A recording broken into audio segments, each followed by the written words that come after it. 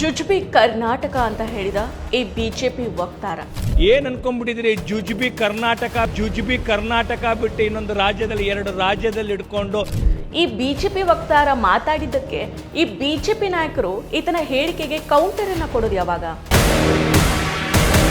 ಮಿತಿ ಮೀರಿ ಹೋಯ್ತು ಈ ಬಿಜೆಪಿಗರ ಹಾವಳಿ. ಈ ಜುಜುಬಿ ಬಿಜೆಪಿ ನಾಯಕ ಹೇಳಿದ್ದು ಏನು ಅಂತ ಗೊತ್ತಾ? ಈ ವಿಡಿಯೋ ನೋಡಿ. ನಮಸ್ಕಾರ, ADINA.comಗೆ ಸ್ವಾಗತ. ನಾನು ಸಪನ. ದಿನ ಕಳೆದಂತೆ ಬಿಜೆಪಿ ಕಾರ್ಯಕರ್ತರ ಮಾತು ಮಿತಿ ಮೀರಿ ಹೋಗ್ತಾ ಇದೆ. ಯಥಾ ರಾಜ ತಥಾ ಪ್ರಜಾ ಅನ್ನುವಂತೆ ಮೋದಿ ನಡೆದ ಹಾದಿಯಲ್ಲೇನೆ ಈ ಬಿಜೆಪಿ ನಾಯಕರು ಕಾರ್ಯಕರ್ತರು ನಡೀತಾ ಇದ್ದಾರೆ. ಸದಾ ಮುಸ್ಲಿಂ ಸಮುದಾಯದ ಮೇಲೆ ಕೆಂಡಕಾರೋ ಇವರುಗಳು ಮುಸ್ಲಿಮರಿಂದ ನಮ್ಮ ದೇಶ ಹಾಳಾಗ್ತಾ ಇದೆ, ಹಿಂದೂ ರಾಷ್ಟ್ರ ಅಂತ್ಯ ಆಗುತ್ತೆ ಅಂತ ಪುಂಕ್ತಾ ಇದ್ರು, ಇನ್ನು ಕೂಡ ಪುಂಕ್ತಾ ಇದ್ದಾರೆ. ಮುಸ್ಲಿಂ ಸಮುದಾಯವನ್ನ ತೆಗಳೋದಕ್ಕೆ, ಆ ಸಮುದಾಯವನ್ನ ಆರೋಪಿ ಸ್ಥಾನದಲ್ಲಿಟ್ಟು ಸದಾ ಟೀಕೆ ಮಾಡೋದೇ ಈ ಬಿಜೆಪಿಯ ಗುರಿಯಾಗಿತ್ತು. ಇದಕ್ಕೆ ಹಿಂದೂ ಸಮುದಾಯದ ಜನರನ್ನ ಬಳಸ್ಕೊಳ್ಳೋದು, ಒಕ್ಕಲೆಬ್ಬಿಸೋದು ಇವರ ಅಜೆಂಡಾ. ಇದೆಲ್ಲವೂ ಕೂಡ ವೋಟ್ ಬ್ಯಾಂಕ್ ಆಗಿನೇ ಬಿಜೆಪಿ ಮಾಡಿರೋದು, ಮಾಡ್ತಾ ಇರೋದು ಅನ್ನೋದು ಮುಚ್ಚಿಟ್ಟಿರೋ ಸಂಗತಿ ಏನಲ್ಲ. ಈ ವಿಚಾರ ಎಲ್ರಿಗೂ ಕೂಡ ಗೊತ್ತೇ ಇದೆ. ಆದರೆ ಒಂದು ಸಮುದಾಯವನ್ನ ಆರೋಪಿ ಸ್ಥಾನದಲ್ಲಿ ಇಡೋ ಇವರುಗಳು ಇನ್ನೊಂದು ಸಮುದಾಯವನ್ನ ಎತ್ತಿಕಟ್ಟಿ ಒಕ್ಕಲೆಬ್ಬಿಸೋ ಕೆಲಸವನ್ನ ಮಾಡ್ತಾ ಇದ್ದಾರೆ. ಅದಕ್ಕೆ ಬಳಸ್ಕೊಳ್ತಾ ಇರೋದು ತಳ ಸಮುದಾಯದ ಜನರನ್ನ. ಹೌದು, ಹಿಂದೂ ನಾವೆಲ್ಲ ಒಂದು ಅಂತ ಹೇಳೋ ಈ RSS ಬೆಂಬಲಿತ ಬಿಜೆಪಿ ಇನ್ನೊಂದು ಸಮುದಾಯವನ್ನ ತೆಗಳೋದಕ್ಕೆ, ಹೋರಾಟ ಮಾಡೋದಕ್ಕೆ, ಗಲಾಟೆ ಎಬ್ಸೋದಕ್ಕೆ ಹಿಂದೂ ಸಮುದಾಯದ ಜನರನ್ನ ಬಳಸ್ಕೊಳ್ತಾರೆ.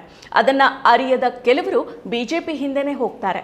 ಆದರೆ ಈ ವಿಚಾರವನ್ನ ಇವರು ಎಕ್ಸ್ಪೋಸ್ ಮಾಡೋದಿಲ್ಲ. ದಲಿತರು ಯಾವುದೇ ಸಮಸ್ಯೆಗೆ ಒಳಗಾದ್ರೂ ಕಂಡ್ರು ಕಾಣದಂತೆ, ಕೇಳಿದ್ರು ಕೂಡ ಕೇಳದಂತೆ ಸುಮ್ಮನಿರ್ತಾರೆ. ಇದಕ್ಕೆ ಉದಾಹರಣೆ, ಇತ್ತೀಚೆಗೆ ನ್ಯಾಯಮೂರ್ತಿ BR ಗವಾಯಿ ಅವರ ಮೇಲೆ ವಕೀಲನೊಬ್ಬ ಶೂ ಎಸೆದ ಘಟನೆಗೆ ಈ ಬಿಜೆಪಿ ನಾಯಕರು ಏನು ಕೂಡ ರಿಯಾಕ್ಟ್ ಮಾಡಿಲ್ಲ. ಮೋದಿಯವರು ಕೂಡ ಇದನ್ನ ಖಂಡಿಸಿದ್ದು ಈ ಘಟನೆ ನಡೆದು ಬರೋಬ್ಬರಿ 9 ಗಂಟೆಯಾದ ಬಳಿಕ. ಇಫ್ ಸಪೋಸ್ ನ್ಯಾಯಮೂರ್ತಿಗಳಿಗೆ ಶೂ ಎಸೆದಾತನ ಜಾಗದಲ್ಲಿ ಮುಸ್ಲಿಂ ವ್ಯಕ್ತಿ ಇದ್ದಿದ್ರೆ ಕಥೆನೇ ಬೇರೆ ಇರ್ತಾ ಇತ್ತು. ಆದರೆ ಈಗ ಶೂ ಎಸೆದಾತ ಸನಾತನಿ ವಕೀಲ, ಶೂ ಎಸೆದಿದ್ದು ದಲಿತ ನ್ಯಾಯಮೂರ್ತಿಯ ಮೇಲೆ. ಸೊ ಇದ್ರ ಮೇಲೇ ಅರ್ಥ ಮಾಡ್ಕೊಳ್ಬಹುದು ಇವರ ಮನಸ್ಥಿತಿ ಹೇಗಿದೆ ಅನ್ನೋದನ್ನು. ದಲಿತರ ಮೇಲೆ ಇವರು ಹೊಂದಿರೋ ಅಸಹನೆ ಏನು ಅನ್ನೋದು ಸ್ವತಃ ಬಿಜೆಪಿ ವಕ್ತಾರನೊಬ್ಬ TV ಲೈವ್ನಲ್ಲೇನೆ ಕೂತ್ಕೊಂಡು ಈ ರೀತಿ ಹೇಳಿದಾನೆ, ಕೇಳಿ. ದಲಿತರಲ್ಲಿ ಬರ್ತದೆ ಈ ಕೇವಲ ನಾಟಕ ಮಾಡ್ಕೊಂಡು ಬದುಕ್ತಕ್ಕಂತಹ ಸಮುದಾಯ. ದಲಿತರಲ್ಲಿ ಬರ್ತದೆ ಈ ಕೇವಲ ನಾಟಕ ಮಾಡ್ಕೊಂಡು ಬದುಕ್ತಕ್ಕಂತಹ ಸಮುದಾಯ. ನೋಡಿದ್ರಲ್ಲ, ಈತ ಒಬ್ಬ ಬಿಜೆಪಿ ವಕ್ತಾರ. ದಲಿತರು ಕೇವಲ ನಾಟಕ ಮಾಡಿಕೊಂಡು ಬದುಕುವಂತಹ ಸಮುದಾಯ ಅಂತ ಗ್ಯಾರಂಟಿ ನ್ಯೂಸ್ನಲ್ಲಿ ನಡೆದ ಡಿಬೇಟ್ನಲ್ಲಿ ಹೀಗೆ ಹೇಳಿದ್ದ. ಆಮೇಲೆ ನಾನು ಹೀಗೆ ಹೇಳಿಲ್ಲ ಅಂತ ಸಮಜಾಯಿಷಿ ಬೇರೆ. ಇನ್ನು ಬಿಜೆಪಿಯ ರಾಜ್ಯ ಮುಖ್ಯ ವಕ್ತಾರ MG ಮಹೇಶ್ ಅವರು ಮಾಧ್ಯಮವೊಂದಕ್ಕೆ ಹೇಳಿಕೆಯನ್ನ ನೀಡಿದ್ದಾರೆ. ಅದರಲ್ಲಿ ಜುಜುಬಿ ಕರ್ನಾಟಕ ಅಂತ ಹೇಳಿದ್ದಾರೆ. ಗೆಣಸ್ಕೆತ್ತ ಕೂತ್ಕೊಳ್ಳೋದಿಲ್ಲ. 20 ರಾಜ್ಯಗಳಲ್ಲಿ ನಾವು ಆಡಳಿತ ಮಾಡ್ತಾ ಇದ್ದೀವಿ.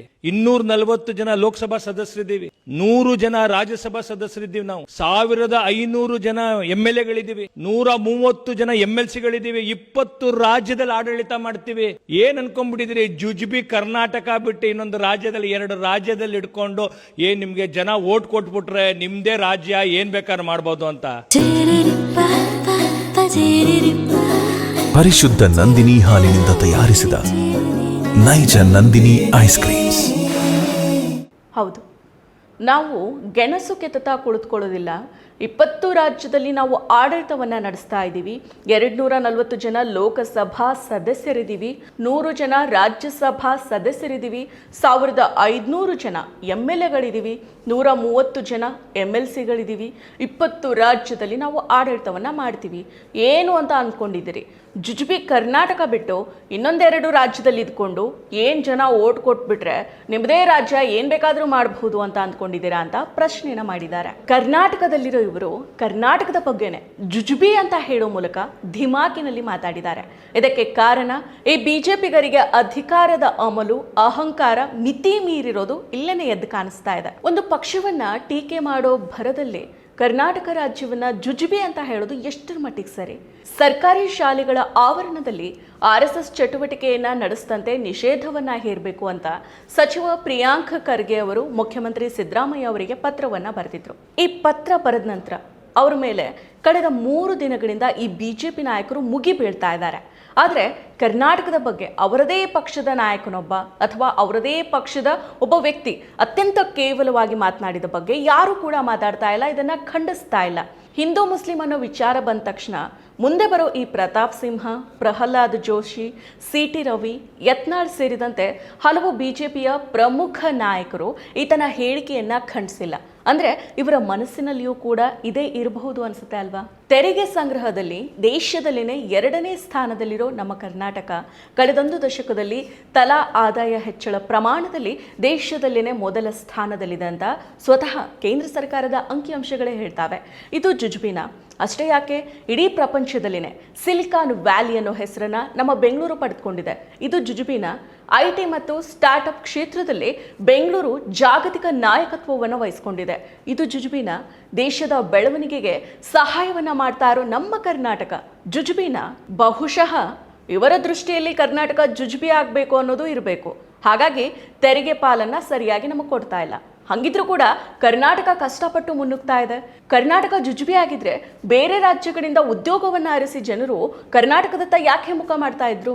ಕರ್ನಾಟಕ ಜುಜುಬಿ ಅಂತ ಮಾತಾಡಿರೋ ಈ ಬಿಜೆಪಿ ನಾಯಕ ಮತ್ತು ಈತ ಮಾತಾಡಿದ್ದನ್ನ ಕೇಳಿಸ್ಕೊಂಡು ಸುಮ್ಮನೆ ಇರೋ ಈ ಬಿಜೆಪಿಯ ಪ್ರಮುಖ ನಾಯಕರು ಇನ್ನಾದ್ರೂ ಕೂಡ ಕರ್ನಾಟಕ ಸಾಧನೆಗಳ ಬಗ್ಗೆ ಅರ್ಥಕೊಳ್ಬೇಕಾಗಿದೆ. ಕರ್ನಾಟಕದಲ್ಲೇನೆ ಇದ್ದು ಇಲ್ಲಿಯ ಕಾವೇರಿ ನೀರನ್ನ ಕುಡಿದು ಬೆಳೆದಿರೋ ಇವರುಗಳು ಕರ್ನಾಟಕವನ್ನ ಜುಜುಬಿ ಅಂತ ಕರೆದ ಈತನ ಹೇಳಿಕೆಯನ್ನ ತಪ್ಪು ಅಂತ ಹೇಳ್ಬೋದಾಗಿತ್ತು.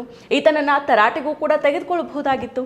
ಎಲ್ಲದಕ್ಕೂ ಮುಂದೆ ನುಗ್ಗಿ ಮಾತನಾಡೋ ತೇಜಸ್ವಿ ಸೂರ್ಯ, ಆರ್ ಅಶೋಕ್, ಸಿ.ಟಿ. ರವಿ, ಯತ್ನಾಳ್, ವಿಜಯೇಂದ್ರ, ಪ್ರಹ್ಲಾದ್ ಜೋಶಿ, ಪ್ರತಾಪ್ ಸಿಂಹ ಇವರೆಲ್ಲ ಇಷ್ಟೊತ್ತಿಗಾಗಲೇ ಆತನನ್ನ ತರಾಟೆಗೆ ತೆಗೆದುಕೊಳ್ಳಬಹುದಾಗಿತ್ತು. ಅಥವಾ ಬಾಯಿ ತಪ್ಪಿ ಕೂಡ ಈ ರೀತಿ ಹೇಳಬಾರ್ದಿತ್ತು. ಬಾಯಿ ತಪ್ಪಿ ಮಾತಾಡಿದ್ದಾರೆ ಅಂತಾದರೂ ಕೂಡ ಸಮಜಾಯಿಷಿ ಮಾತುಗಳನ್ನಾದರೂ ಕೂಡ ಹೇಳ್ಬೋದಾಗಿತ್ತು. ಕರ್ನಾಟಕದ ಬಗ್ಗೆ ನಿಜಕ್ಕೂ ಇವರಿಗೆ ಕಳಕಳಿ ಇದ್ದಿದ್ರೆ ಈ ರೀತಿ ಹೇಳಬೇಕಿತ್ತು. ಆದರೆ ಇವರುಗಳು ಕನಿಷ್ಠ ಆತ ಹೇಳಿರೋದು ತಪ್ಪು ಅಂತಾನು ಹೇಳಿಲ್ಲ ಅನ್ನೋದು ಏನು ತೋರಿಸುತ್ತೆ ಅಂದರೆ ಕರ್ನಾಟಕದ ಬಗ್ಗೆ ಇವರುಗಳಿಗೆ ಏನು ಭಾವನೆ ಇದೆ ಅನ್ನೋದನ್ನು ತೋರಿಸುತ್ತೆ. ಸದ್ಯ ಈಗ ಬಿಜೆಪಿಗರು ಯಾವ ವಿಚಾರದ ಮೇಲೆ ಫೋಕಸ್ ಆಗಿದ್ದಾರೆ ಅನ್ನೋದು ಎಲ್ರಿಗೂ ಕೂಡ ಗೊತ್ತಿದೆ. ಇಷ್ಟೊಂದು ಕರ್ನಾಟಕದ ಬಗ್ಗೆ ಕೇವಲವಾಗಿ ಮಾತಾಡಿದ್ರು ಕೂಡ ಇವರುಗಳು ಏನೂ ಮಾತಾಡದೇ ಇರೋದು ಇವರಿಗೆ ಅಂದರೆ ಈ ಬಿಜೆಪಿಗರಿಗೆ ಪಕ್ಷ ಮುಖ್ಯನೋ ಕರ್ನಾಟಕ ಮುಖ್ಯನೋ ಅನ್ನೋದು ಈ ಬಿಜೆಪಿಗರ ಅನಿಸಿಕೆ ಏನು ಅನ್ನೋದನ್ನ ಜನರೇ ಅರ್ಥ ಮಾಡ್ಕೋಬೇಕು. ಮತ್ತಷ್ಟು ವಿಶೇಷ ವಿಡಿಯೋಗಳನ್ನು ನೋಡಲು ಮತ್ತು ಹೊಸ ವಿಡಿಯೋಗಳ ಬಗ್ಗೆ ತಿಳಿಯಲು ಈ ದಿನ .com ಯೂಟ್ಯೂಬ್ ಚಾನೆಲ್ ಸಬ್ಸ್ಕ್ರೈಬ್ ಮಾಡಿ ಮತ್ತು ಬೆಲ್ ಐಕಾನ್ ಕ್ಲಿಕ್ ಮಾಡಿ.